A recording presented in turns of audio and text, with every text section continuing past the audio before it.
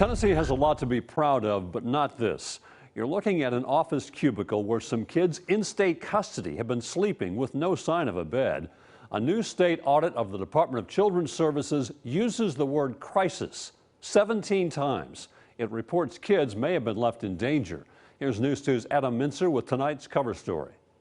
The extent of DCS's problems are coming into focus. DCS needs to be held accountable. Demands for drastic changes have been coming from families, lawmakers, characterized it as horrific, and judges for months. I'm telling you, it's near collapse. But some feel this audit is revealing that conditions at the Department of Children's Services are worse than they thought. My first reaction were tears. According to the audit, there were more than 200 overnight stays of kids in DCS custody in conditions like these, in offices with food options like this. One child spent 24 nights sleeping in an office. The report says top DCS management was not always aware of how many and where these kids were staying. Children in state's custody are in horrible conditions right now. As for the staff, the audit says DCS, quote, set case managers up for failure with caseloads far above state limits, leading to turnover rates as high as 127% in Davidson County. One worker told the auditors, quote, the case manager turnover has created impossible caseloads across the board. Some are on call every week. And the audit says important oversight slipped through the cracks, including reporting sexual abuse and harassment among children. DCS did not investigate staff for lack of supervision in connection to 37 reports of potential consensual sexual activity between kids in residential facilities. The governor has said in the past he's taking DCS's budget requests into consideration. We have a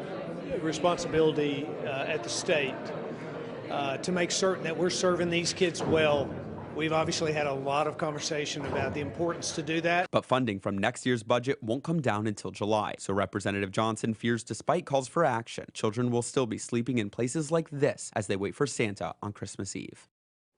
The governor's office said tonight that the new DCS commissioner has been candid about the issues at DCS, but their statement did not directly address what auditors found. Bob? Obviously some urgency here. What's next for DCS? So what's coming up is we're looking ahead to tomorrow morning. A small group of state lawmakers will review the audit, and we're told the DCS commissioner will talk about solutions. Democrats want the governor to call a special session like he's done for COVID and the Ford plant in West Tennessee to address the problems immediately.